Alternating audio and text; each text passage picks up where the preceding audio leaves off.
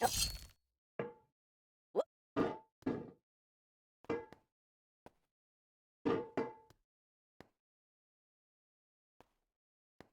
no feeling more intense than starting over. If you've broken your Scratch project moments after you've shared it, as I have, or you spent hours working on a project only to notice too late that one of your sprites has unexplainably gone missing.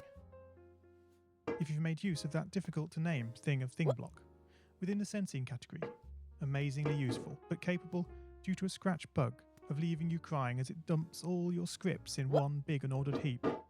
If you've made real progress coding a game over the course of the week, only to come back the next day to discover you weren't even logged in, nothing has been saving. Starting over is harder than starting up. If you're not ready for that, like if you've already had a bad day at school, then what you're about to go through may be too much. Feel free to go away and come back. I'll be here. Alright, thanks for coming with me on this trip. I'll understand if you need to take a break at any point. Just find a safe place to stop and remember to pause the game by pressing P. On Scratch you can find loads of remixed or reimagined recreations of existing games, and with good reason.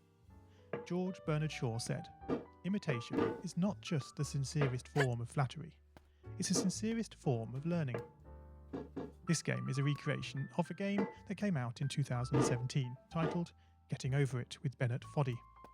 That game in turn was a homage to a free game that came out in 2002. Both games involved dragging yourself, using a hammer, up a mountain assembled from assets and objects sourced from many other games. It seems appropriate then that, when trying to recreate Getting Over It in Scratch, that we should construct our mountain from the same assets used in literally millions of Scratch projects, the unmistakable contents of the Scratch costume library. Unlike Unity or Unreal, Scratch does not provide you with a built-in physics or 3D rendering engine. It has no state-of-the-art debugger, you can't even pause your scripts. We are forced to program old school. Our experience capped at 30 frames per second on a 480 by 360 pixel stage.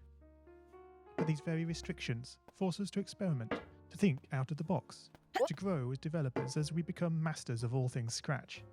And let's not forget, what we lack in technology, we make up for in community.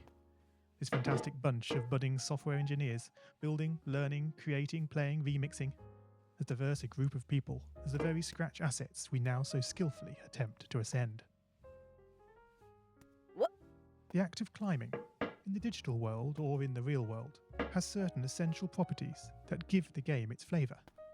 No amount of forward progress is guaranteed.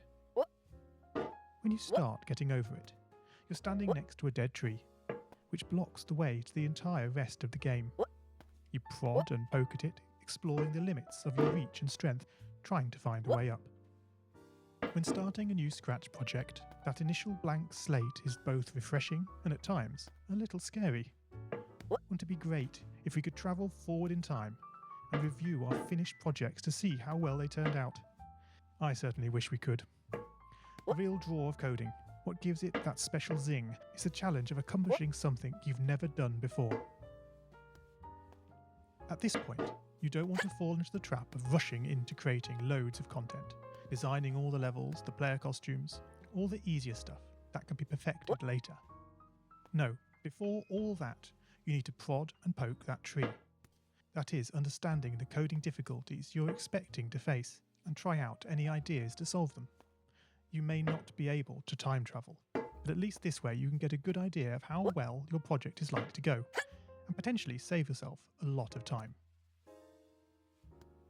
This project began life a couple of months ago as 3 simple scripts: the player, hammer, and level.